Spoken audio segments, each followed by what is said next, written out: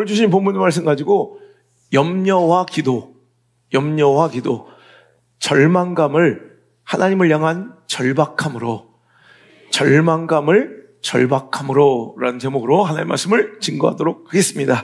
우리 인생의 대부분을 차지하고 있는 가장 비중이 큰 싸움 중에 하나가 바로 염려, 근심, 걱정입니다. 그러니까 우리 삶 속에서 가장 많이 차지하고 있는 이 영적인 갈등과 싸움, 여러분 이게 바로 염려, 근심, 걱정이에요. 한마디로 우리 인생은 염려 대처, 걱정 대전. 여러분 이 걱정과 염려와 싸우는 것이 바로 어찌 보면 우리 인생의 과정인 것 같아요. 여기서 승리해야 비로소 참된 인생의 행복과 기쁨을 누리며 진짜 행복하고 진짜 만족스러운 삶을 살 수 있다는 것입니다.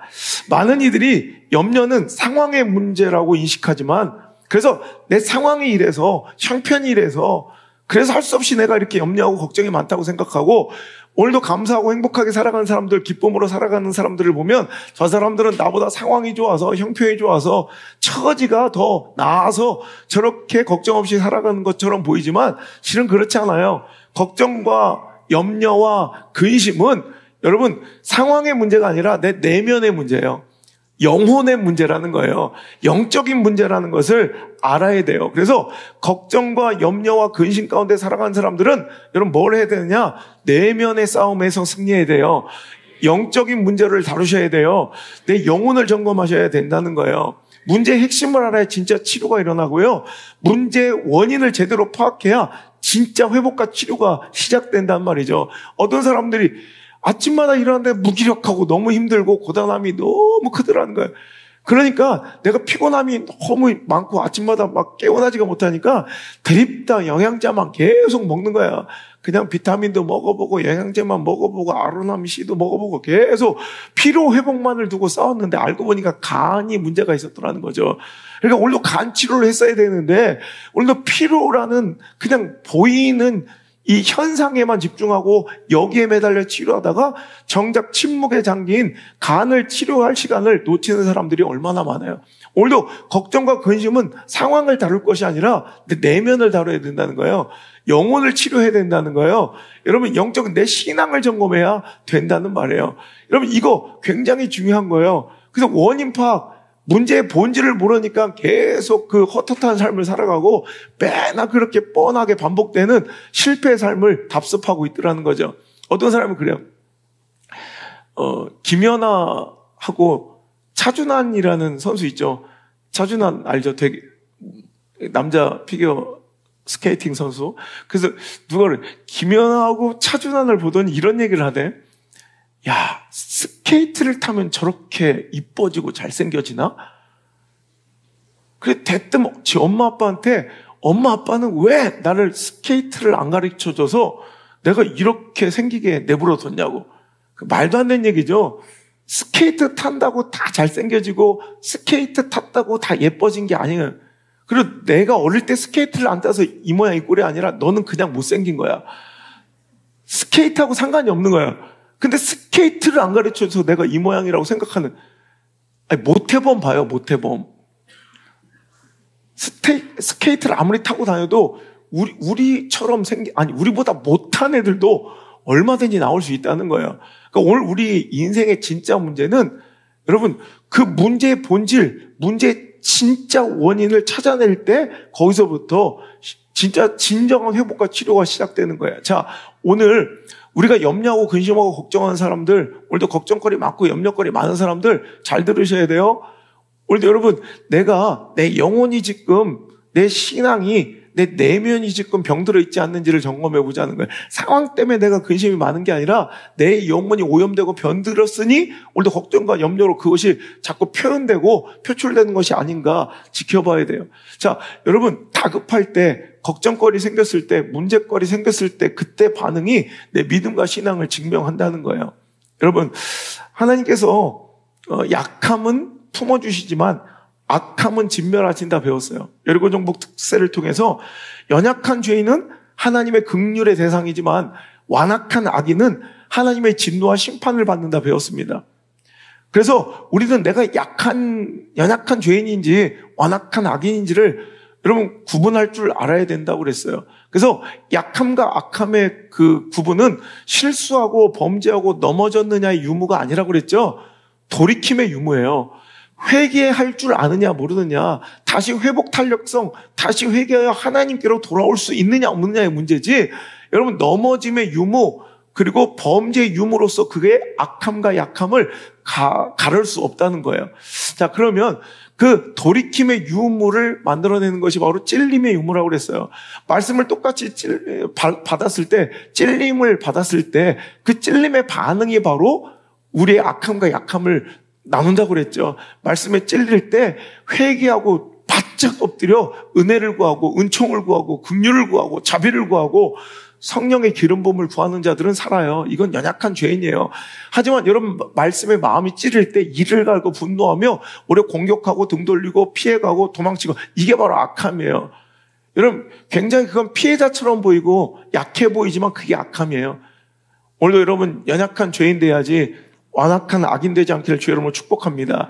제가 갑자기 왜 지난 말씀을 꺼내냐면요, 오늘 여러분 약함과 악함을 구분하는 기준 중에 오늘 약함과 악함을 이렇게 돌이킴의 유무, 찔림에 대한 반응에 대해서도 살펴볼 수 있지만, 성경에 보니까 약함과 악함의 그 구분과 이 기준이 여러분 다급함에 대한 반응으로 표출될 때도 있더라는 거예요. 대표적인 예와 다윗과 사울 왕의 이야기인데요. 자, 다급해졌을 때, 내 삶에 걱정거리가 염려거리가 팍 찾아왔을 때, 그때 그 사람이 누구를 향하고 누구를 찾느냐, 이 다급함에서 그의 의인과 악인, 자, 연약한 죄인과 완악한 악인의 소망 있음과 소망 없음의 구분이 명확하게 드러나더라는 거예요. 둘 다 성경에 보면 이 다윗도 다급함을 만났고 인생 가운데 사울도 다급함을 만났는데, 문제는 그 다급함이 자기 인생에 찾아왔을 때 찾아가는 대상이 다르더라는 거예요. 우리가 잘 아는 사무엘상 30장의 말씀, 제가 자주 설교하는 사무엘 30장 시글락의 이야기 기억하시죠? 다윗이 시글락에 자기 가족들을 남겨두고 이제 전쟁에 나갔다 사흘 만에 돌아와 봤더니 어떤 일이 벌어져요?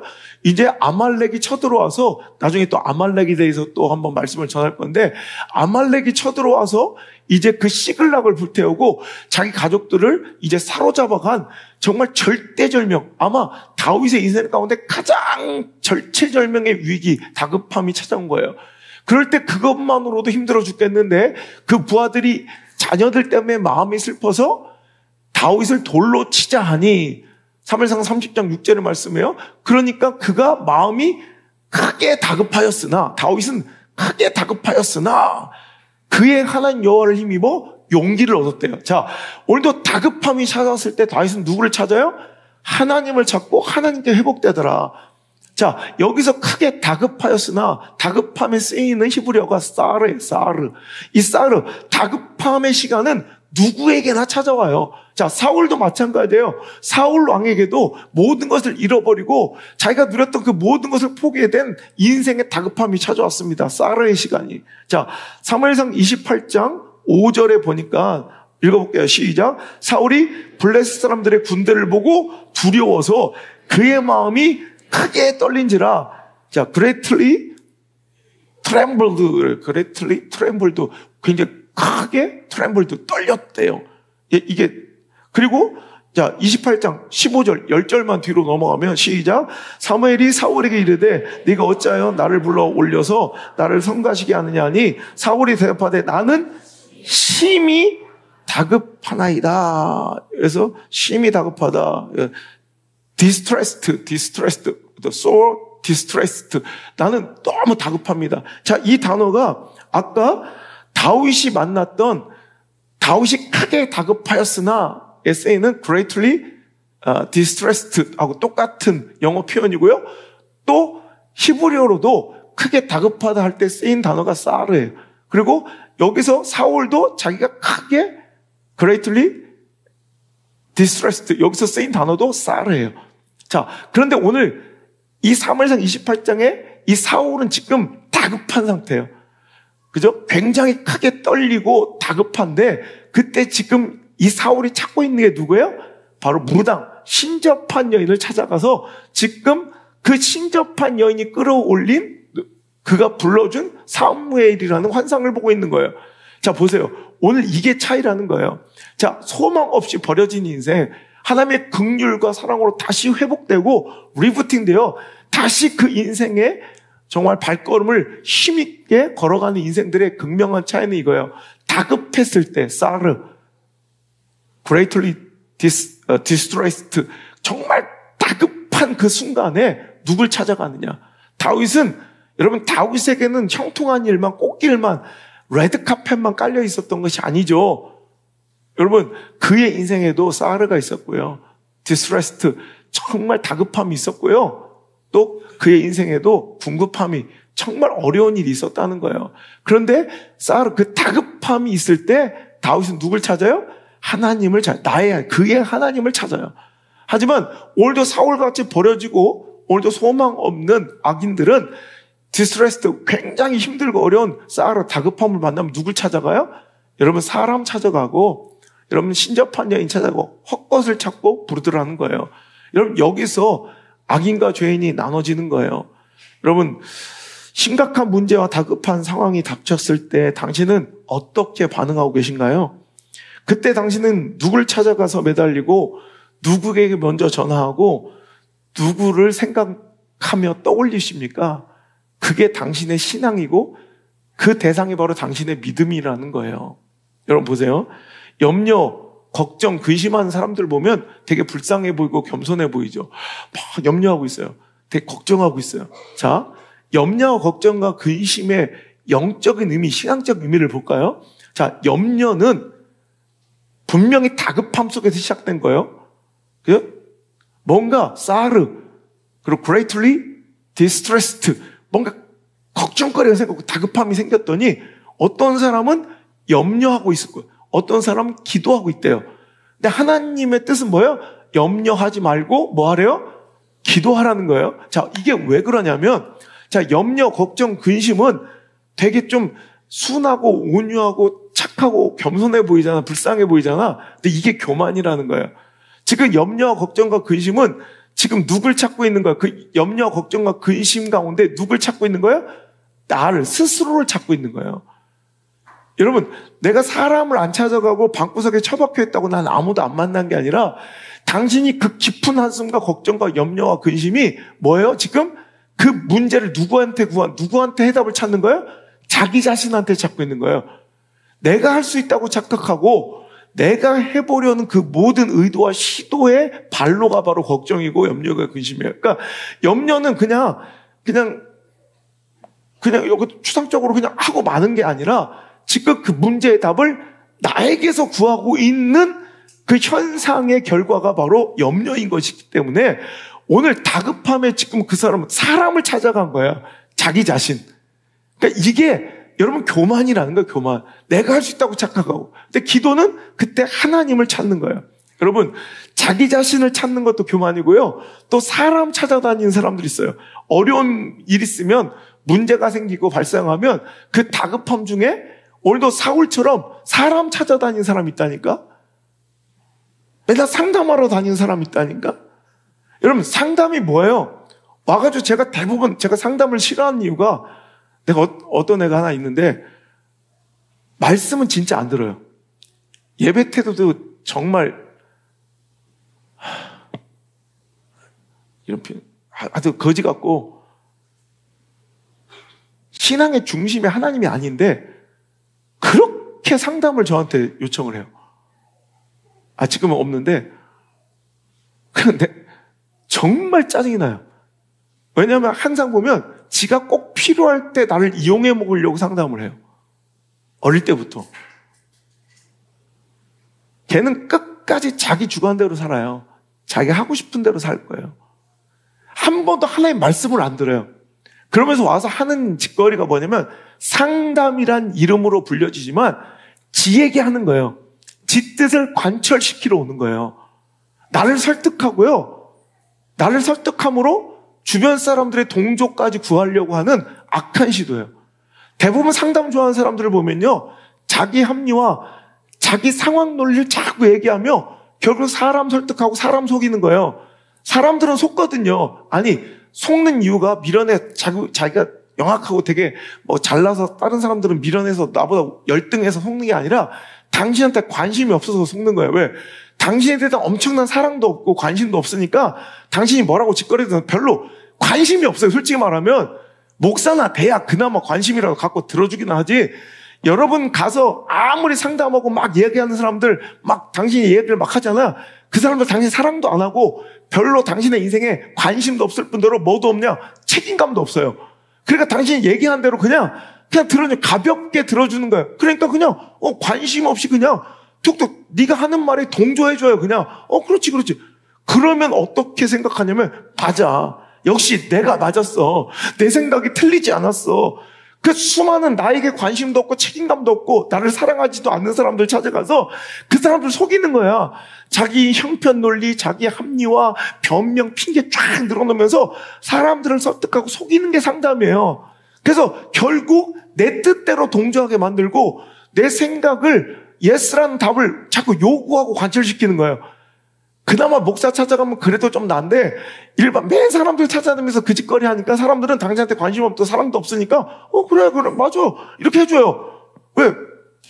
어차피 나와 상관없는 일이니까 가라다 지가 망하든 말든 상관이 없으니까 기대도 없고 관심도 없으니까 그냥 그렇다 해주는 거야. 여러분 진짜 영혼을 사랑하면요 관계가 끊어질지언정 아니라고 얘기해줘요. 그런 사람이 아니라 맨날 그런 사람 찾아다녀서 당신한테 관심도 없고 사랑도 없고 책임감도 없는 사람들한테 자꾸 주저리 상담이란 미명하에 자꾸 그렇게 얘기하니까 그 사람들이 그냥 귀찮아서 해줘.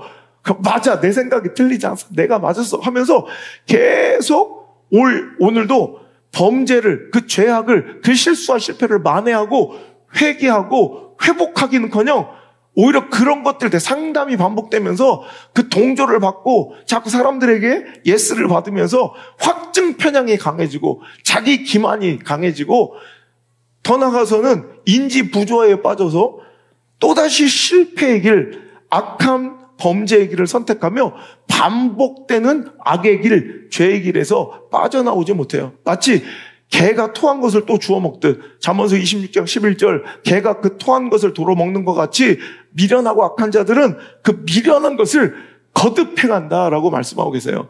여러분 이게 어디서 나온 거예요? 하나님 말씀 앞에 서야 되는데 깨져야 돼요. 박살나야 돼요. 아파도 자꾸 하나님 말씀 들어야 돼요. 그런데 자꾸 상담하면 사람 찾아다니는 사람들은 여러분 자기 원하는 것을 추구하고 관철시키러 다니는 거예요. 이거 악한 거예요. 악한 거. 여러분 사람 찾아다닐 때 진실로 내가 막 깨어지기를 원하면서 가는 사람 있어요? 아니에요. 동조받으러 가는 거예요. 그 악한 길을 지지받으러 가는 거예요. 그 죄악의 길을 응원받으러 가는 거예요. 똑같거나 아니면 더 못한 것들 아니면 나에게 별로 기대나 관심과 사랑과 책임감도 없는 사람들 찾아다니면서 그거 지지받아서 악한 길 또 가는 거야. 개가 토한 거 또 주워 먹고 개가 토한 거 또 주워 먹듯. 더러워 죽겠어. 여러분 목사도 마찬가지예요. 목사 찾아간다고 다 되는 게 아니라 제가 그랬죠. 이 나라에 목사는 두 종류밖에 없다고. 착해 빠진 나약한 목사와 약해 빠진 나약한 목사. 착해 빠진 사람들은 착하긴 한데 약해 빠져가지고 사람들 말 다 들어줘. 그게 사랑이라고 착각해. 또 약해 빠진, 착해 빠진 것도 뭐냐, 약해 빠졌어. 그래서 오늘도 사람들이 뭘 원하는지 싹 부추기면서 결국 지 속 자찰이고 오늘도 지가 누리고 싶은 거 깨트리지 않으려고 약해 빠지게 당신 이용하는 사람들은요 절대로 당신 잘못한 거 얘기 안 해줘요. 물론 그런 영성도 없을지도 모르겠지만 계속해서 자기를 이렇게 동조해주고 막 응원해주고 그러면 지가 빼먹을 거 착취하고 빼먹지. 여러분 진짜 여러분 용기 있고 여러분 진짜로 당신을 사랑하는 종들은 관계가 깨지고 당신이 이 교회를 나갈지언정 아닌 건 아니라고 얘기해줘야 돼요. 고칠 수 있는, 회복할 수 있는, 깨질 수 있는 기회라도 한번 줘야 된다고. 제가 예전에 종종 우리 교회에서 내보낸 사람들 있잖아요. 내가 개척했을 때 우리 교회 전체 예산의 한 절반 이상을 한 가정이 차지하고 있었는데 제가 어느 날 불러서 나가시라고. 도저히 당신은 여기서 있으면 안 되겠다고. 더 이상 범죄하지 말고 나가라. 여러분 한 교회 여기서 잘 들으세요. 제가 이런 사람이에요. 개척했을 때 여러분 20여 명밖에 안 되는데도 한 교회 예산의 절반 이상을 차지한 사람도 단호하게 내보낼 수 있는 사람인데 내가 당신 같은 사람 하나 못 내보낼 것 같아? 불쌍해서 봐주고 있는 거야. 그러니까 잘 들어요, 지금. 내가 그러면서 내보내면서, 그러면서 내가 마지막 축복기도 해줄게요 하면서 축복기도 해준 게 뭐냐면, 하나님, 이 불쌍한 사람, 맨날 돈 있다고 사람들이 와서 목사들이 굽실거리고 삐끼처럼 호객행위하고 우리 교회로 와달라고 막 우리 교회에서 혼나고 나가자마자 주변 교회들이 와서 식사 대접하면서 우리 교회로 와달라고 막 영입하러 왔다는 그 소리를 듣고 내가 정말 수치스럽고 천박해서 목사들이 저짓거리 하니까 채찍을 맞고 훈계를 받아야 될 그때 화관을 씌워주고 꽃다발을 주니까 문제야. 그래서 제가 기도해주면서 제발 하나님 나 같은 목사 3명만 만나게 해주세요라고 기도를 해줬어요. 내가 잘났다는 게 아니에요. 안우성이 잘났다는 게 아니라 오늘 오해하지 말고 들으세요. 그래도 용기 있게 당신이 교만한 걸 교만하다고, 당신 돈 좀 있다고 당신한테 막 굽실거리지 않고 당신 이건 잘못됐다고 관계가 깨질지언정 그건 아니라고 얘기해 줄 수 있는 그런 목사 3명은 만나야 내가 진짜 잘못됐구나 생각하고 돌이킬 수 있는 기회라도 줄 것 아닙니까, 하나님? 이것은 제가 잘났다는 교만에 우리만 맞다는 아집의 표현이 아니라 정말 그 가정 사랑하기 때문에 정말 마지막 그 가정을 사랑하는 목자로서의 가장 큰 영혼에 대한 사랑이었고요. 그 가정을 위한 축복의 기도였어요. 이해가 되세요? 여러분, 상담 좋아하지 말고 제가 그래도 저도 약할 때가 있어요. 그냥 다 귀찮을 때가 있어. 그냥 모른 척 해주고 싶을 때가 있다. 그런 유혹이 있다고. 그래서 진짜 하나님 뜻 듣고 싶으면 목양실이 아니라 여기서 강대상에서 들으면 되는 거야. 하나님께서 찌르시면 안 하면 되는 거고 뭔가 찝찝하면 안 하면 되는데 자꾸 신앙의 양심이 걸려가지고 11조도 제대로 안 하고 있는데 자꾸 신앙의 양심이 걸려. 그럼 찾아와서 나한테 자꾸 내가 왜 11조를 못하는데 남편이 막 지난주에는 다리가 부러졌고 막 깁스를 했고 막 그런 얘기를 한다는 것 자체가 벌써 당신은 답을 알고 있습니다. 나한테 자꾸 이런 걸 변명하고 막 자꾸 이걸 얘기하는 것 자체가 벌써 당신은 신앙의 양심에 찔리고 있고 이걸 해야 된다는 걸 아니까 날 찾아와서 이걸 주구장창 얘기하지. 그렇지 않은 사람, 그런 신앙의 연륜이 도달하지 않고 아직도 그 성장의 과정이 아직도 그 위치에 오지 않은 사람들은 신앙의 양심에 찔리지도 않고 날 찾아올 리도 없어요. 당신 찾아온 것 자체가 벌써 답을 아니까 찾아온 건데 왜 나를 설득하려고 합니까? 제가 뭐 여기 계신 분 중에도 그런 분이 있죠. 나까지 같이 범죄자 만들지 말고 망하려면 당신이나 혼자 망하라고 그렇게 얘기하고 돌려보냈죠. 근데 그때부터 한 번도 안 띄겨먹고 지금까지 잘 하시더라고. 여러분, 그거예요. 오늘 여러분, 하나님 찾아가셔야지 사람 찾아간다고 답이 있는 게 아니라는 거예요.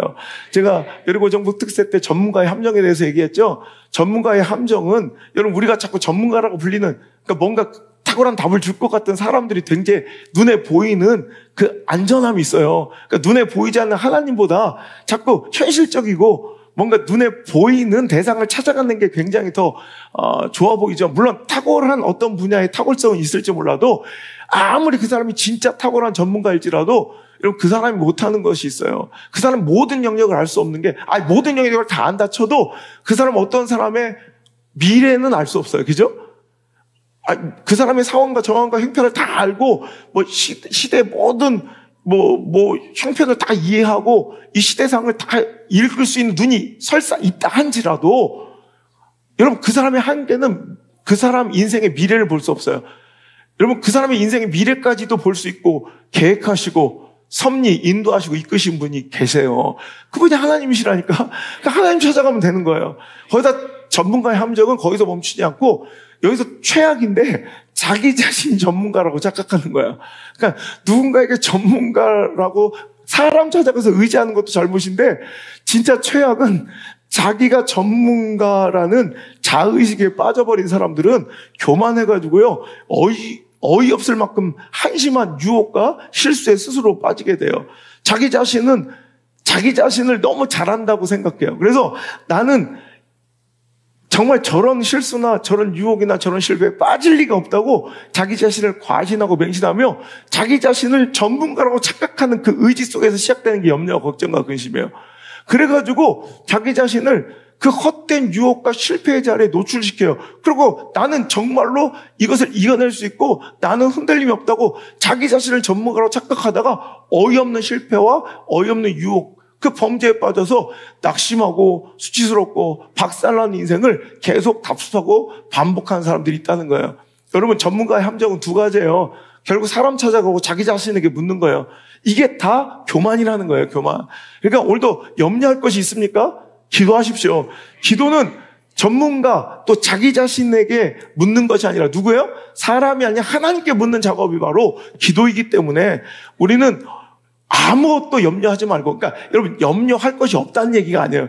너 염려할 것도 아닌데 왜 염려? 이렇게 다그치는 게 아니에요. 염려할 수는 있으나, 그죠? 염려할 수는 있으나 염려만 하고 있지 말라는 얘기예요.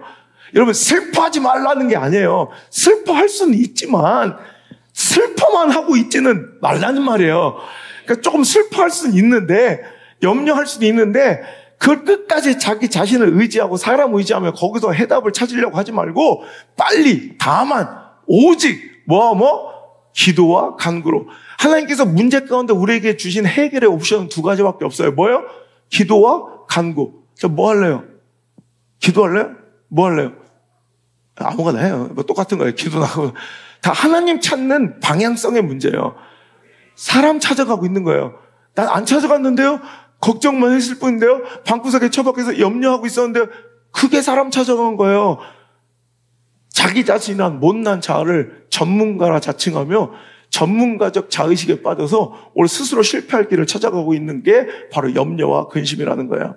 그럴 때 여러분, 그 절망적인 상황이 절박함으로 바뀌어야 돼요. 여러분, 당신의 문제가 급박하고 절망적일수록 그 절망감을 하나님을 향한 절박함으로 바꿔서 하나님께 기도하고 하나님께 간청하고, 내가 자아가 세서 에고가 세서 자존심이 있어서 자만함이 있고 교만함이 있어서 정말 내 힘으로 못 나올 것 같은데, 그럴 때 그 절망감이 주는 유익이 수로보니게 여인처럼, 그 여인도요, 자기 딸만 안 죽어가면 예수님한테 엎드려 그렇게 빌지 않아요. 이 개처럼 취급받으면서 은혜 좀 달라고 구하지 않는다니까. 내가 왜 내 자녀들에게 줄 빵을, 떡을 내 개들에게 주겠느냐? 뭐예요? 나를 개라고요? 정말 재수없어. 막 이럴 수 있어요. 근데 그 절망감이 절박함으로 바꿔서, 여러분, 절망적인 사람들은 절박함이 준 유익이 뭐냐면 모든 것을 오픈해요. 모든 것을 열어놔요. 옛날에는 이거는 내 자존심이 허락하지 않고, 이거는 내 경험상 이런 건 아니고, 이렇게 다 이렇게 뭔가 이렇게 제한 둔 게 있었는데, 그 모든 제한이 풀어지는 시간이 절망감이에요. 진짜 절망해서 절박해버리면, 이거 아무것도 없어. 그냥 바짝 엎드릴 수 있는, 간절함으로 승화될 수 있는 기회. 그러니까 오늘도 우리의 절박함은요, 절망감은 절박함, 하나님께 엎드려 기도로 승화되고, 기도로 해결되고, 오늘도 부르짖어 긍휼을 구할 수 있는, 여러분, 기회가 될 수 있다는 거예요. 오늘도 그 절망감, 우리의 연약함을 여러분 절박함, 간절함으로 뒤바꿔 하나님께 부르짖고 엎드릴 수 있는, 여러분, 기도의 기회로 승화시키는, 진짜 이게 의인이야. 이게 의인. 성경은 우리가 온전하고 항상 믿음으로 불안도 걱정도 근심이 없는 게 아니라, 정말 두려운데, 진짜 무서운데, 진짜 염려 걱정이 가득 찰 수밖에 없는 상황인데 정신 차리고 오늘 이 말씀 듣더니 다시 방향을 틀어서 하나님께 엎드리기 시작하는 거예요. 여러분, 이게 의인이라고요. 야, 저 사람의 행실이 완벽해, 퍼펙트한 인생, 온전해. 이게 의로움이 아니라 우린 또 넘어져요. 또 실수해요. 또 실패해요. 걱정, 근심, 불안이 가득 차 있어요. 마치 어둠이 꽉 차 있을 때 어둠과 싸우려 하지 말고 빛만 들어오면 어둠은 없어지는 건데, 우리 어둠하고 맨날 싸워. 어둠하고 어둠.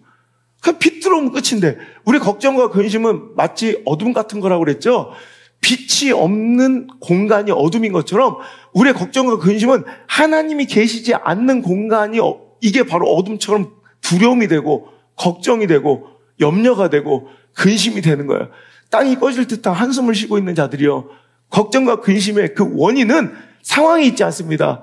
하나님이 부재한 곳에 있다는 걸 기억하시고, 내가 자식 문제를 하나님께 맡기지 않으면 자식이 걱정해요.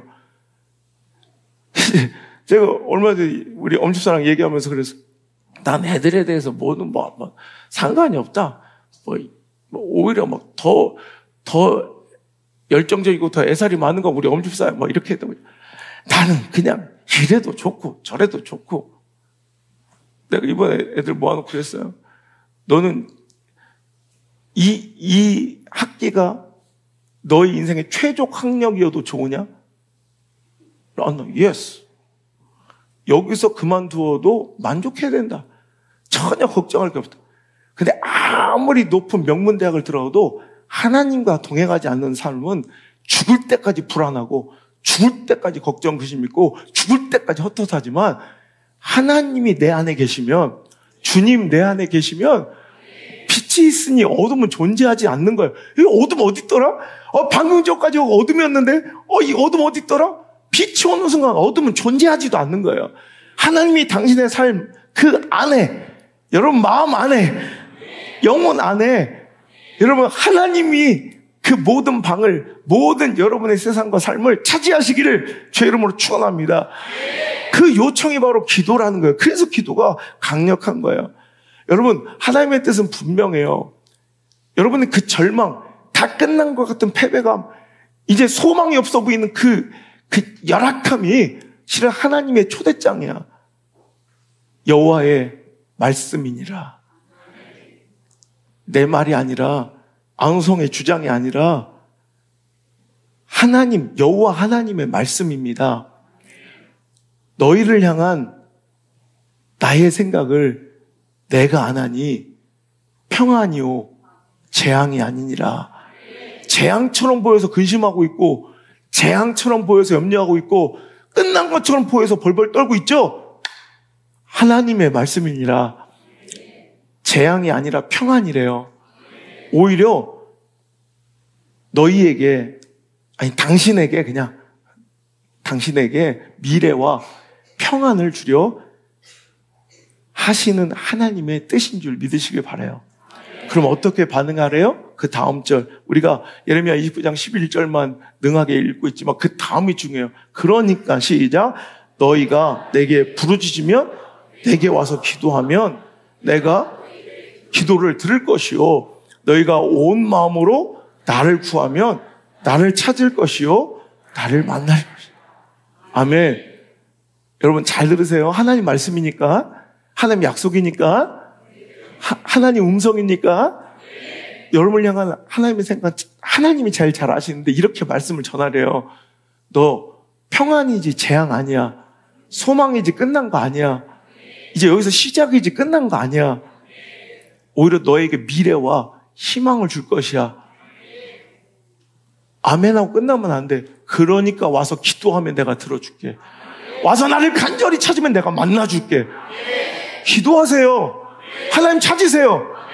그래서 하나님 만나시고 응답받는 여러분의 인생 되셔서, 끝난 게 아니라 끝난 줄 알았을 때 이건 이제 완전히 더 이상 작동되지 않는 인생인 줄 알았더니 리부팅 시켜주셔서 하나님을 구하고 찾을 때 시작된 놀라운 은혜를 맛보시길 주의 여러분 축원합니다.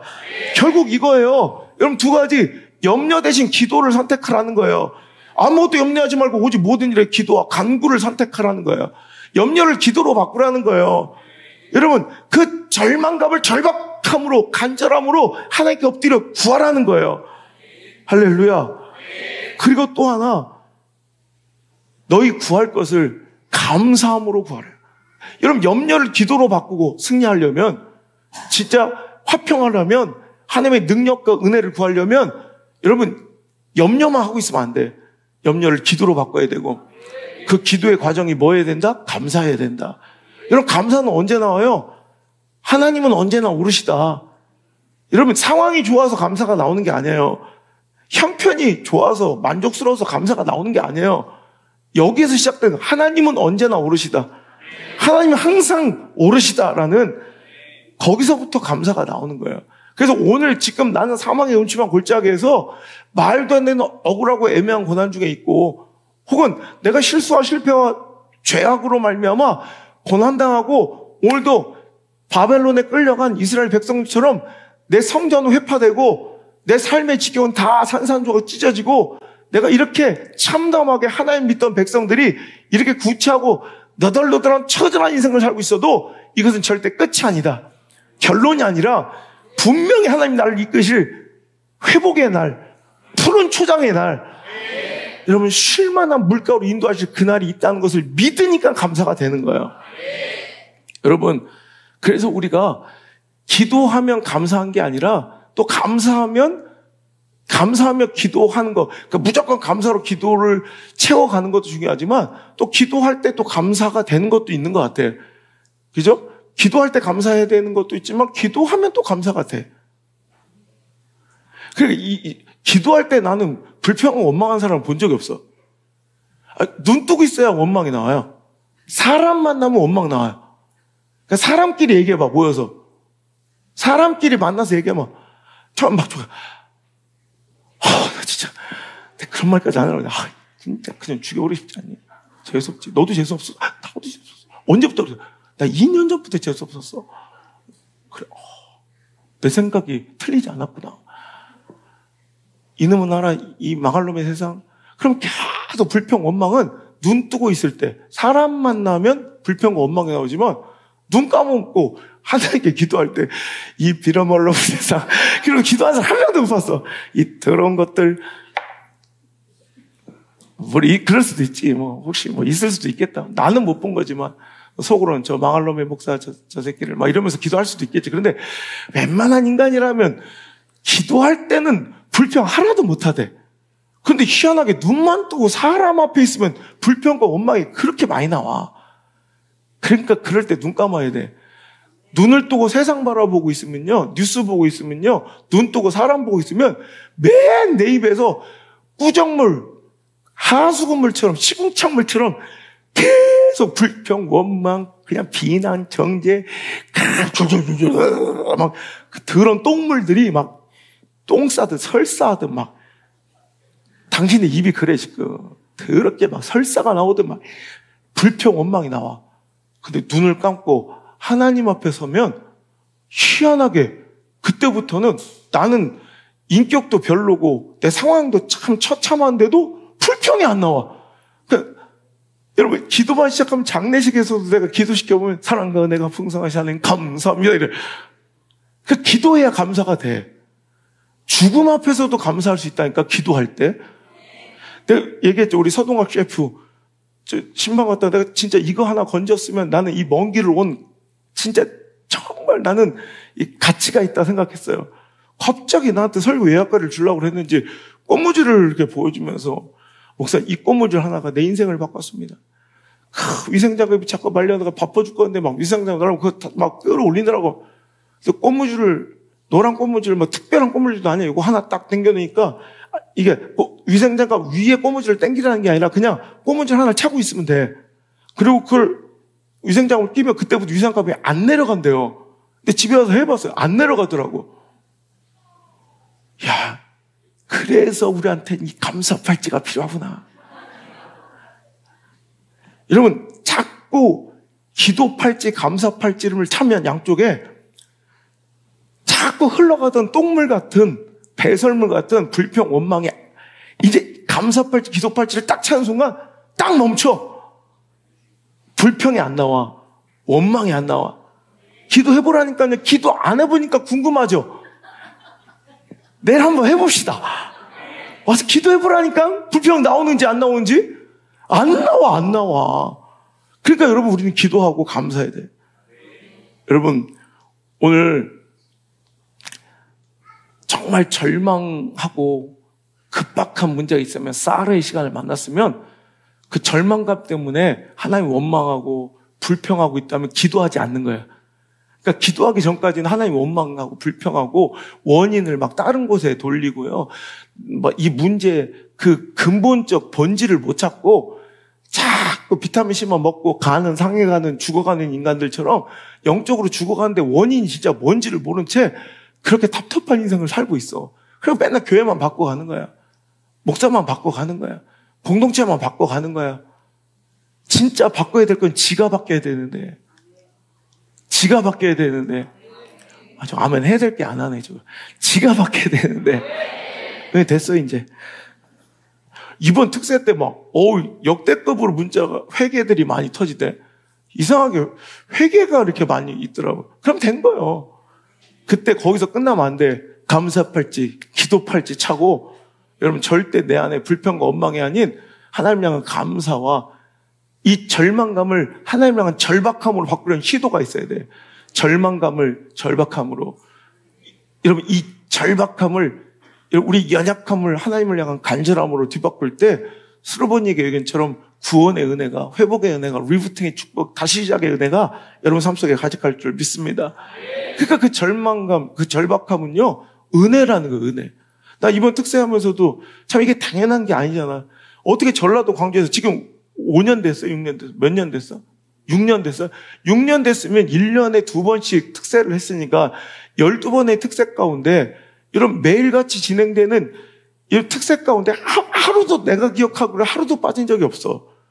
여러분 전라도 광주에서 일 끝내고 와서 여러분 여기서 새우잠을 자고 예배 드리고 또 미친 듯이 광주 가서 일을 하고 또 퇴근하고 오는 거야. 근데 이 사람이 뭐 특별한 사람이라서가 아니라 뭐 여기에 엄청난 게 있어서가 아니라 난 그렇게 얼마나 절박하면 이번 여러분 논산에서 4시간씩 달려와서 매주 은혜를 받으러 그냥 왔다 그냥 바로 가요. 예배 드리고. 저는요, 내가 이번에 논산 팀들한테 얘기를 했다고. 나는 있잖아, 그 대형교회에서 한 타임 와달라고 그래도 난 안 가, 잘. 아시죠? 사례비도 어마어마하게 줘요. 한 타임 가서 설교하면 사례비도 어마어마하게 주는데도 난 돈을 주는데도 안 가. 너무 힘든 거야. 그 한 타임 하러 4시간 가는 게 너무 힘들어. 돈을 준다는데도 안 가는데 니들은 어떻게 와서 돈을 내면서 오냐. 아버지, 진짜 아버지죠. 난 진짜 그랬더니 뭐라는 줄 알아요? 목사님을 위해서, 교회를 위해서 오는 게 아니라 나를 위해서 오는 거예요. 나 살려고 오는 거예요. 너무 절박해서 오는 거예요. 말씀이 들리니까 오는 거예요. 그거 없으면 죽으니까 오는 거예요. 그러니까 그 길이 한 번도 외롭지도 않았고 멀지도 않았고 두렵지도 않았대. 여러분, 절망적인 영적인 고갈과 영적인 침체와 여러분 영적인 정말 이 파산 선고 직전에 내 밑바닥은 실은 불행한 것일 수 있지만 하나님을 향한 가장 큰 간절함으로 그 절망감은 절박함으로 뒤바뀔 수 있어요.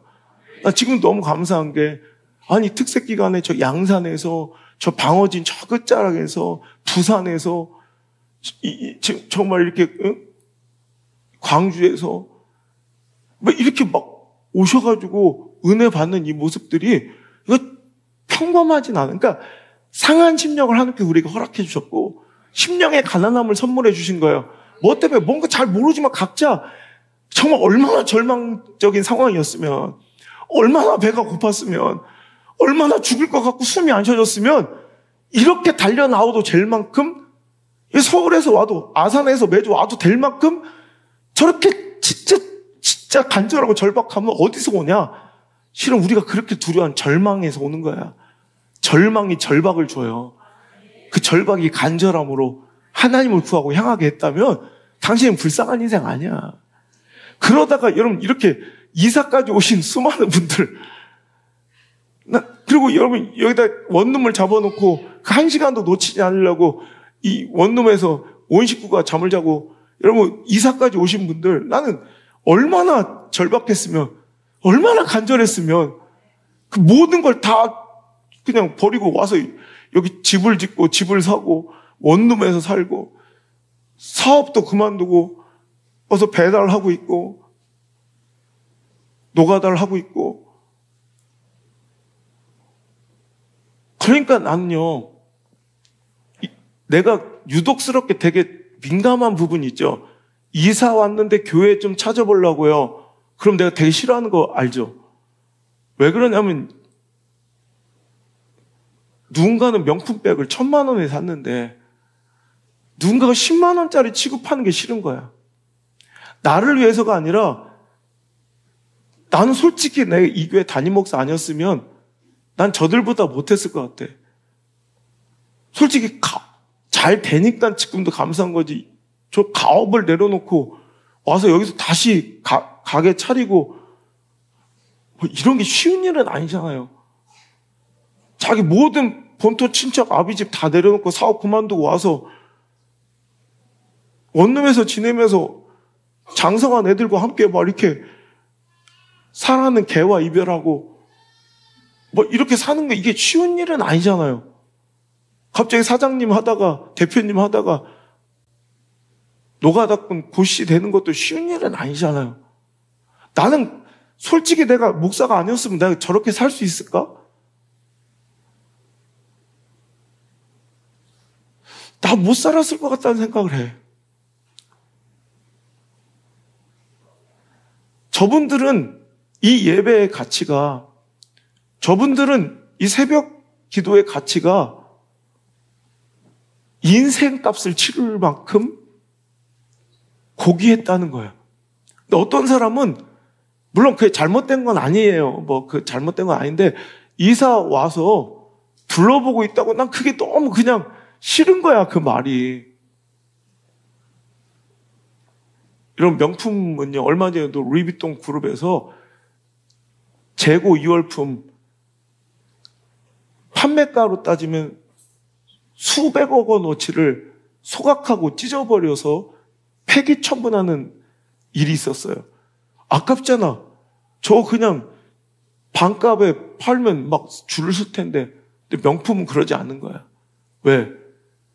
그 백을 1,000만 원에, 2,000만 원에, 3,000만 원에 사준 그 고객에게 그 대가 지불의 가치를 폄하하거나 싸구려 취급 만들지 않는 게 명품이에요. 우리 신앙은 싸구려가 아니었으면 좋겠어요. 우리가 받은 은혜는 싸구려 은혜가 아니었으면 좋겠어요.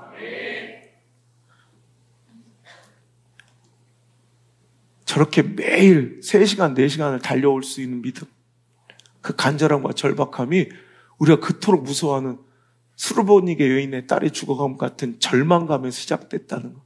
오늘 그 절망이 절박으로 바뀌고 있습니까? 그 절망이 하나님을 향한 간절함으로 바뀌고 있습니까? 그럼 된 거예요. 우리 제가 이 목회자 세미나 가서 만나게 된 우리 이정림 목사 요 앞에 계신데, 자세한 얘기인데 나중에 한번 직접 간증할 수 있는 시간을 좀 드리기 위해서 내가 좀 간략하게 얘기하는데, 저 이 목사님이 지금 몸도 불편하시잖아요. 그러니까 이제 앞으로 여기 우리 카페 앞에 우리 계단 그 앞에 거기는 지정석이에요. 거기 아무도 대지 말고 거기 항상 콘을 세워놨던 이유가 그거예요. 새벽기도 때 꼭 저분만 세우고 들어오시라고. 하여튼 되게 불행한 이런 아픔과 과거에 상처들이 있으시더라고. 그 장손의 집안의 맏며느리셨던 어머니가 그 딸이 태어나서 저렇게 장애를 갖고 아픈 것에 대해서 온갖 타박과 구박을 받으면서 모든 원인을 그 엄마한테 다 뒤집어 씌우는. 그러다가 예수 믿으면 구원받는다는 그 복음에 홀리듯 끌려가서 그 길로 그냥 예수 믿고 목숨 걸고 그 유교 그 핍박과 구박 속에서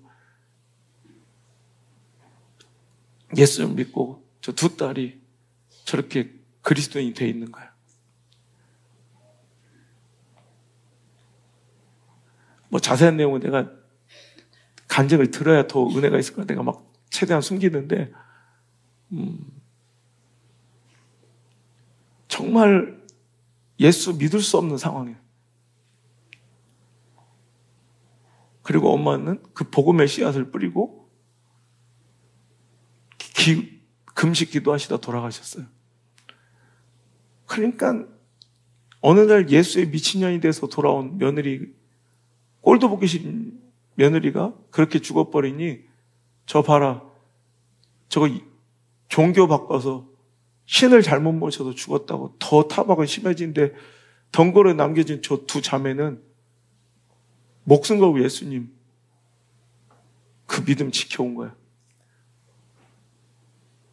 불신자 남편의 타박과, 그러니까 이게 좀 문제야, 내가 볼 때. 불신자 남편. 새벽기도 간다는 걸 키를 뺏어버리니, 그때 눈이 엄청 온 날에 차를 뺏어버린 거예요. 키를. 그러면 불편하면 조금이라도 미끄러지면 이제 완전히 움직이지도 못하는 상황이 되는 거예요. 그러니까 네가 어떻게 할 수 있겠냐. 차키를 뺏어버렸는데 제가 그 얘기 듣고 내가 펑펑 울었어. 기도하러 가야 되니까 새벽 5시 예배를 해서 새벽 3시부터 손에 신발을 끼고 개처럼 기어서 손에 신발을 끼고 새벽 3시부터 5시까지 엉금엉금 기어서 새벽 기도를 가시는 거예요.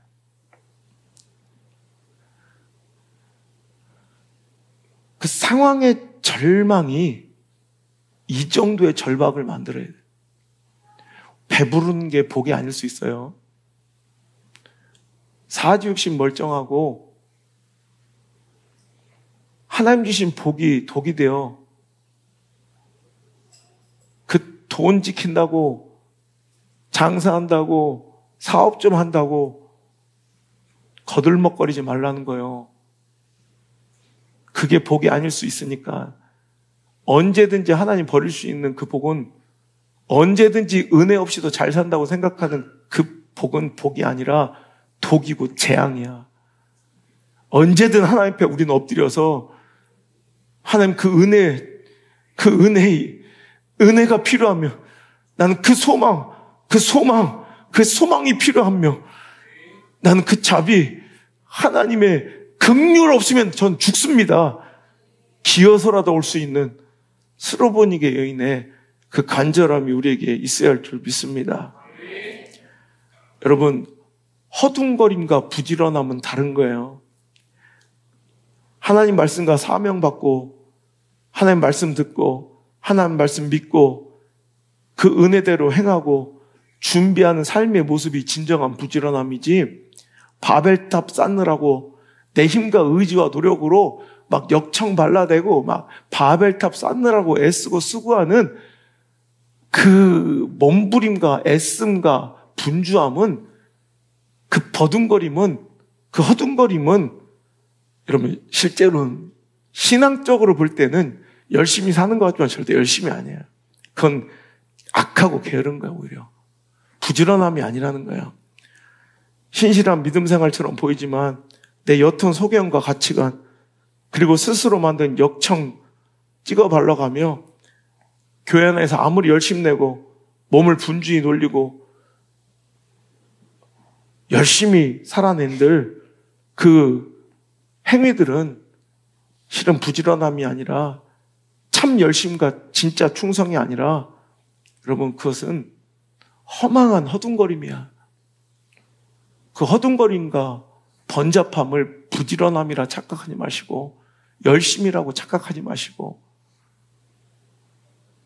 충성이라고 오해하지 마시고 먼저 하나님 앞에 바짝 엎드려 하나님께 은혜를 구하시고 하나님께 그 뜻을 구하셔서 나를 향하신 하나님의 목적과 선하신 계획을 구하셔서 그 뜻을 받고 그 말씀을 받고 그 은혜를 받고 그 뜻대로 살아가려고 애쓰고 순종하려고 몸부림치고 하나님 주신 그 사명과 미래에 대한 인생의 목적에 대한 대비와 준비로서의 열심들이 그게 진짜 부지런함이지, 아니면 악하고 게으른 중이에요.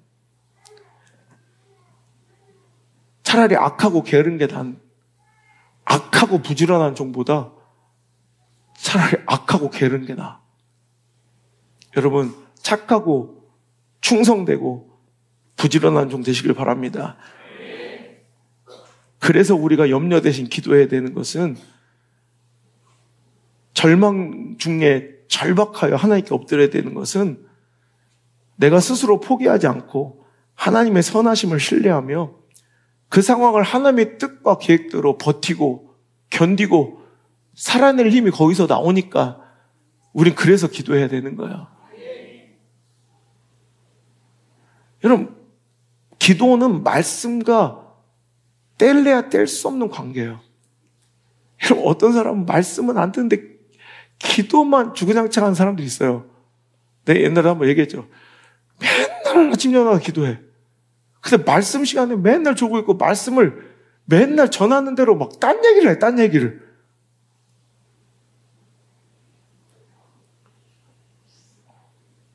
그 사람의 기도는 뭐냐면 진정 하나님을 향한 하나님의 뜻을 구하는 진정한 목적이 아닌 내 뜻을 관철시키고 내 복을 빌며 내 요구를 하나님께 막 쏟아내고 전달하는 기원의 개념. 어떻게 보면 샤머니처럼 비는 개념이야. 그냥 그 이름을 하나님이라고 부르고 있을 뿐이지 실은 하나님의 말씀과 뜻을 구하지 않으면 그거는 기도가 아니고 오히려 가증한 거예요. 잠언서 28장 9절 크게 읽고 아멘합니다. 시작. 사람이 귀를 돌려 율법을 듣지 아니하면 말씀 듣지 않는 기도, 하나님의 뜻을 구하지 않는 기도는 이건 가증한 거예요. 악한 거예요. 악한 거. 그러니 진정한 기도는 우리 기도가 다 잘못된 잡동사니 쓰레기 같은 기도예요. 진정한 기도는요, 이루어 주실 내 뜻이 내 요구가 중요한 것이 핵심이 아니라 실은 하나님의 뜻을 구하는 것이 핵심이에요. 하나님, 이 고난의 의미가 무엇입니까? 이 고난을 통해 하나님 말씀하시는 게 무엇입니까? 난 이 시간을 어떻게 지내가야 되겠습니까? 하나님, 이 시간을 통해서 이루실 하나님의 뜻은 무엇일까요? 이걸 구해야 된다는 말이에요. 이해가 되십니까? 근데 우리는 기도하면 내 뜻을 구하는 거예요. 그러니까 내 뜻이 이루어지면 응답받았다고 생각해요. 내가 원하고 추구하는 대로 뭔가 상황이 돌아가면 응답이라고 생각해. 아니에요. 하나님의 뜻을 알아야 응답이에요.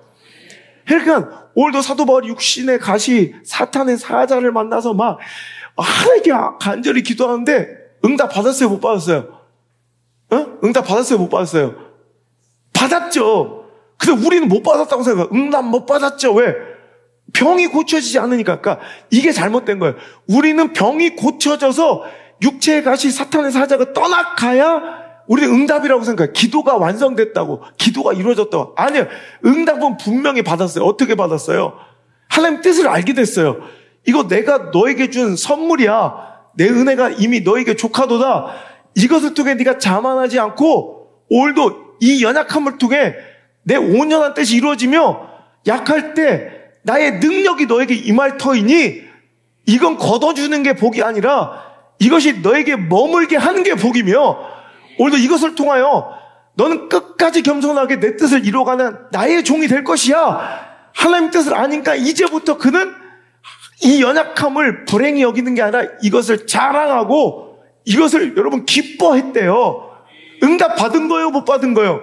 이게 바로 응답 받은 거예요.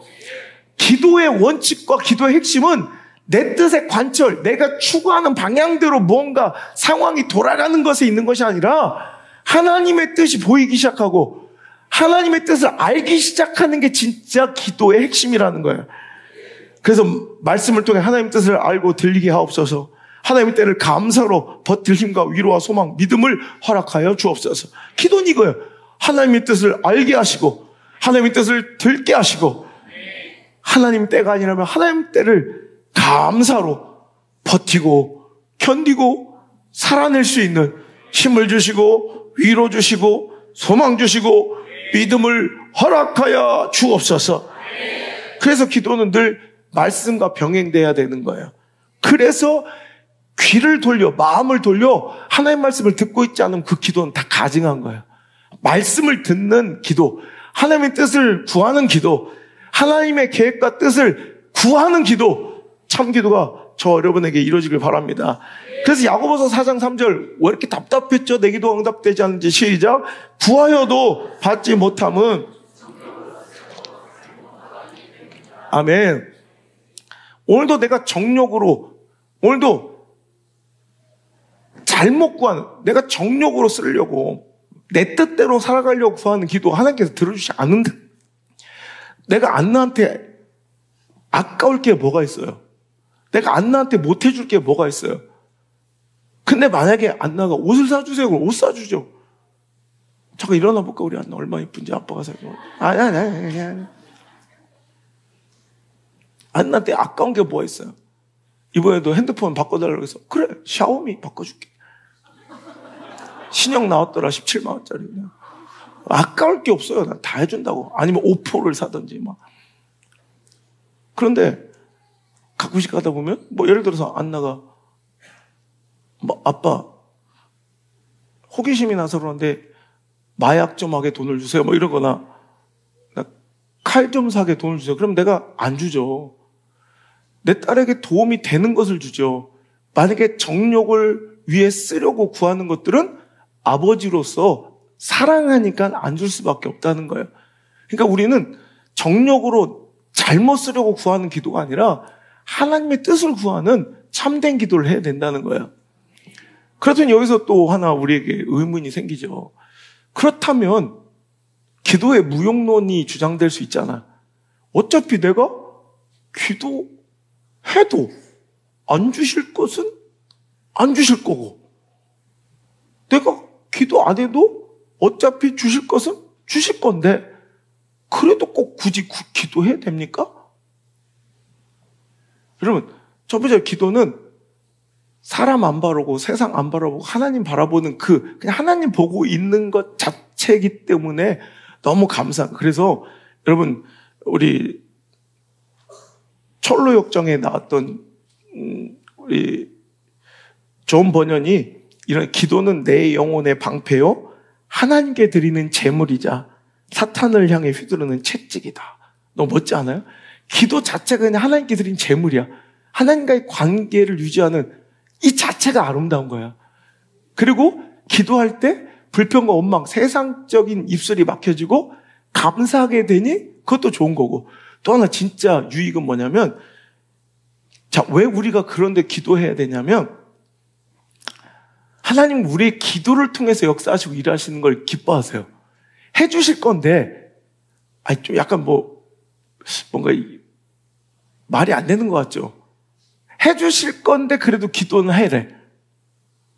자, 제가 주장하는 게 아니라 한번 에스겔서 한번 찾아볼게요. 에스겔서.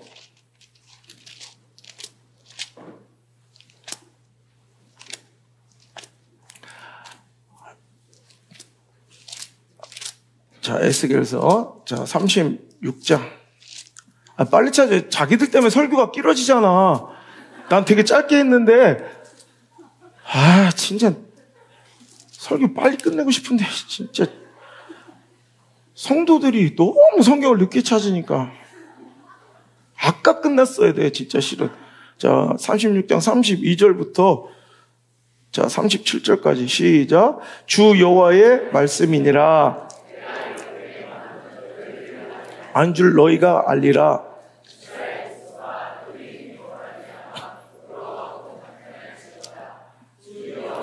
이같이 말씀하셨느니라. 내가 너희를 모든 죄악에서 정결하게 하는 날에 성읍들의 사람이 거주하게 하며 황폐한 것이 건축되게 할 것인즉, 전에는 지나가는 자의 눈이 황폐하게 보이던 그 황폐한 땅이 장차 경작이 될지라.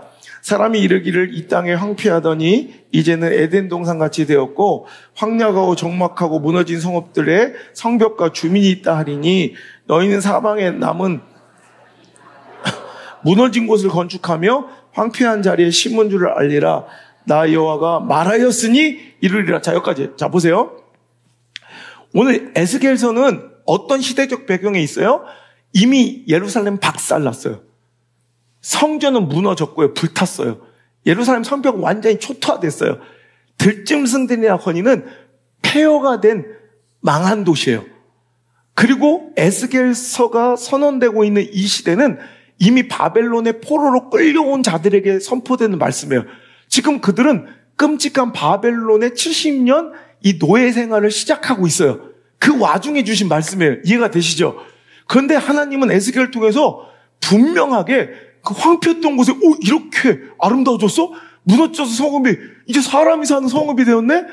야, 저렇게 황폐했던 저기 경작하는 땅이 되었네? 반드시 하나님께서 이루어 주시겠대요. 너희도 걱정하지 마라. 반드시 때가 차면 내가 너희들을 회복시킬 것이다. 구원해 줄 것이다. 다시 돌아오게 할 것이다. 분명하게 말씀하고 계신 거예요. 36절 너희 사방에 남은 이방 사람이 나 여호와가 무너진 곳을 건축하며 황폐한 자리에 심은 줄 알리라. 그러니까 믿지 않는 사람들이 지금 조롱하고 하나님 믿던 백성들이 무너지고 박살나고 예루살렘 성전이 불타버리니까 다 조롱했던 그 이방인들이 하나님의 살아계심과 그 백성들이 존귀하게 된 그 역전성을 반드시 보게 될 것이라. 나 여호와가 말하였으니 어떻게 한대요? 반드시 이루어줄 거야 라고 하나님 분명히 선포하셨고 하나님 분명히 이루실 거예요. 하나님 약속은 변개한 적이 없어요. 할렐루야. 그런데 37절이 중요해요. 그 약속을 하신 이유에 37절 시작. 주 여호와께서 이같이 말씀하셨느니라. 그래도 이스라엘 족속이 이같이 자기들에게 이루어 주기를 내게 구하여야 할지라. 아멘. 자, 하나님은 약속하셨어요? 안 하셨어요? 이루어져요? 안 이루어져요? 회복돼요? 안 돼요? 살아나요? 안 돼요? 역전돼요? 안 돼요? 자, 내 상황으로 이해하고 여러분 역전돼요? 안 돼요? 회복돼요? 안 돼요? 응답돼요? 안 돼요? 여러분 부흥 있어요? 없어요? 축복 받아야 안 받아요? 반드시 된다고요. 여호와께서 말씀하셨는데 그런데 놀라운 그래도 너는 이루어 줄 것인데 그래도 이스라엘 족속이 이같이 자기들에게 이루어 주기를 하나님께 내게 뭐 해야 된대? 기도해야 된다. 이게 모순처럼 보이죠? 확실히 이루어 줄 거야. 그런데 넌 기도해야 돼.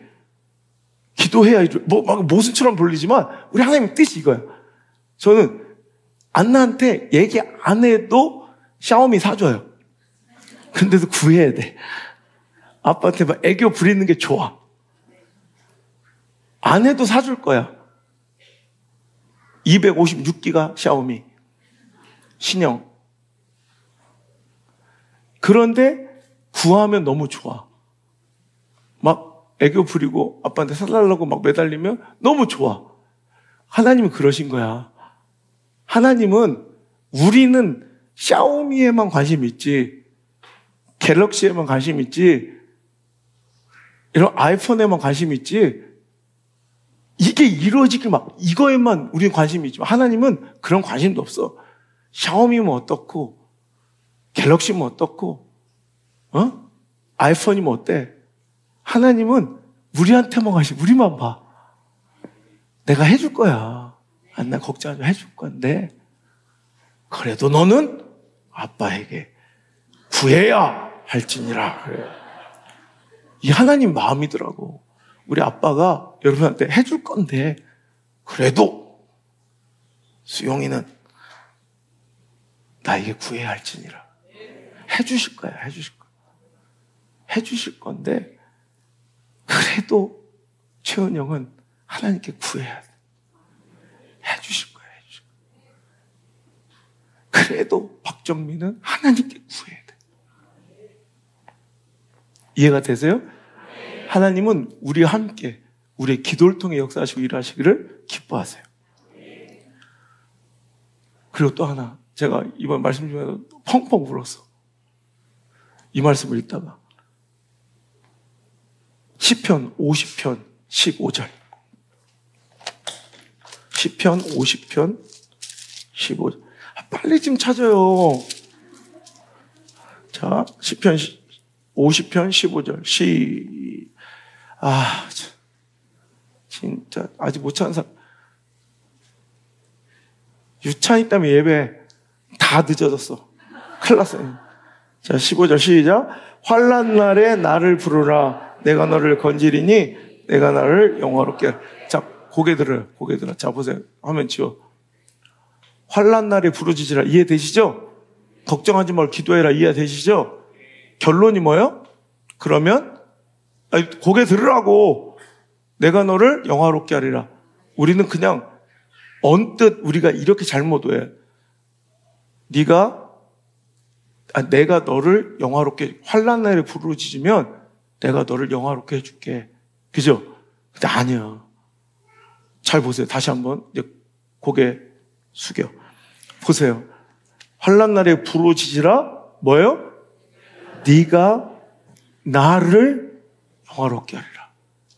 환난 날에 부르짖으면 내가 너를 영화롭게 해줄게가 아니라 환난 날에 부르짖어.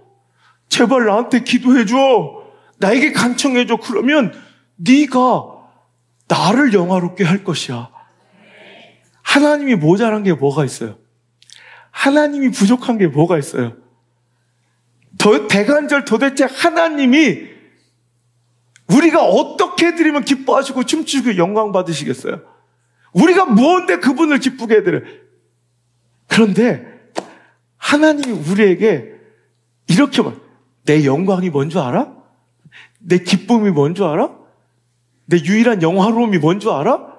바로 너희들이 환난 날에 나에게 부르짖어 기도할 때 응답되고 풀어지고 해결되고 회복되고 살아나서 그 춤추는 모습, 그걸로 인해 하나님의 영광을 돌리고 하나님을 간증하고 그 기쁨의 소식을 전하고 내가 이런 은혜 받았습니다. 사람들에게 하나님 살아계신과 권능을 막 이야기하는 것, 이게 하나님의 영광이래.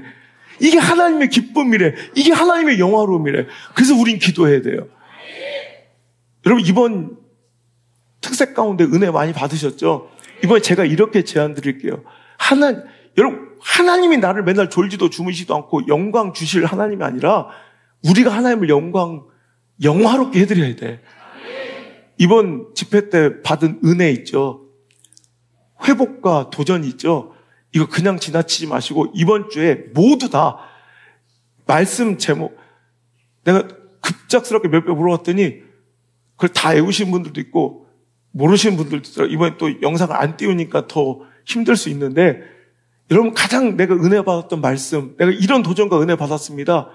꼭 글로 써서 여러분 꼭 여러분 편지로 써서 내가 이런 은혜를 받았다는 걸 꼭 써서 다음 주에 한 명도 빠짐없이 다 감사원금 다시 드리세요. 이게 하나님의 영광이래. 유일한 하나님의 기쁨거리, 하나님의 영화로움, 하나님의 영광거리는 우리밖에 못 줘. 천사들도 안 돼. 여러분 우리가 환난 날에 하나님께 부르짖어 회복된 거, 환난 날에 고난 중에 하나님께 기도하여 풀어진 거, 염려 대신 기도하여 내가 이루어진 그 간증들, 봐봐 우리 하나님 이렇게 좋은 분이세요. 하나님 이렇게 살아계세요. 여러분의 근심거리가 간증거리가 되고 한숨이 노래가 되고 여러분의 신음소리가 찬양이 된 거, 이게 하나님의 영광이래. 너무 좋으시대. 우리 하나님 너무 좋으시대. 그게. 근데 우린 그거 못 드리고 그저 나는 내가 원하는 거 탁 됐으면 끝, 이게 아니라 하나님 너무 좋으시다는데 우리 교회가 그거 다 드렸으면 좋겠어요. 다 고백하셔서. 우리 미디어 성전 성도들은 안 되면 메일이라도 아니면 카톡으로라도 보내세요. 여러분 이거 하나님 너무 좋으시대. 이게 내 영광, 유일한 기쁨이래. 유일한 영화로움이래요. 그거. 여러분 하나님, 그래서 우리는 환난 날에 하나님께 엎드려 기도하고 기도로 말미암아 풀어지고 해결되고 역전되고 살아난 그 기적을 자꾸 체험해야 돼. 나를 위해서가 아니라 하나님의 영광을 위해서. 할렐루야. 우리의 영광은 늘 무엇이었습니까? 하나님이 있던 없던, 하나님 계시던 안 계시던, 은혜가 있던 없던 상관없어요. 돈 잘 벌고 잘 나가고 세상에서 높아지고 사람에게 인정받고 박수 받으면 그만 아니었습니까? 이게 우리의 영광이에요. 항상 우리는. 제 두려운 줄도 모르고, 솔직히 돈만 잘 벌잖아? 아쉬운 거 없잖아. 그러면 하나님 있든 없든 아쉽지도 않아. 되게 무서운 거예요, 이거. 돈 없으면 그래서야 막 질질거리고. 무서운 거예요. 우린 영광을 이런 걸로 쳐. 그냥 하나님 있든 없든 은혜 받든 못 받든 상관없어. 그냥 좀 세상 인정받고 잘 나가면 끝이야. 그냥 부족함 없고 부러움 없고 그냥 원 없이 잘 살아요. 왜? 돈 있으니까, 사람 인정받으니까, 형통하니까. 그게 우리의 영광이라고 허접한. 근데 우리 하나님의 영광은 무엇입니까? 하나님의 영광, 영화는 성도가 그 고난 중에, 그 환난 중에, 그 문제 속에, 그 절망 속에, 그 절박함 속에, 그 처절함 속에 하나님을 찾고, 하나님만 찾고, 거기서 응답받고 해결되고 풀려지고 회복되고 부흥하고 살아나서 하나님의 은혜를 노래하고 간증하고 내가 이렇게 받은 은혜를 막 고백하는 거, 이게 하나님의 유일한 영광이고 영화로움이고 기쁨이라고 우리에게 말씀하시는 거예요. 난 너희들이 환난 중에 나에게 구하는 것이 너무 좋아. 나는 너희들이 환난 중에 나에게 구하여서 풀어지고 해결되고 회복된 그 노랫가락이 간증소리가 나는 너무 좋아 하신 그 하나님의 음성을 들으시고 오늘 하나님을 영화롭게 하시는 아름다운 인생 되시길 바랍니다. 하나님의 슬픔, 목회자의 슬픈 추억의 아픈 손가락 되지 마시고 하나님의 영화로움, 교회의 영광, 목회자의 자랑거리, 그래서 제가 전국 전 세계를 누비며 나눌 수 있는 아름다운 축복의 간증거리, 회복의 예화거리가 당신과 당신 가정 되기를 주의 이름으로 소망합니다. 하나님께 부르짖고 하나님을 부릅시다. 이 시간 반드시 역전될 것입니다. 할렐루야. 이제는 주 예수 그리스도의 크신 은혜와 환난 날에 나의 기도를 구하시며 그 응답과 회복과 풀림과 살아남의 역사를 영광이라 영화로움이다 불러주시는 내 아버지 하나님의 놀라우신 사랑과 나를 고아처럼 버려두지 아니하시고 늘 동행하시며 함께 하시는 보혜사 성령님의 위로가 오늘 이 자리에 나와 어렵고 힘들 때 그 절망감 가운데 하나님 향한 절박함과 간절함으로 나와 감사함으로 기도할 것을 결단하고 돌아가는 모든 하나님의 백성들 머리 위에 그 기도의 현장마다 이제부터 떠나가지 마시고 1초도 떠나지 마시고 영원토록 함께 계시기를 간절히 또 간절히 죽어나옵나이다. 아멘.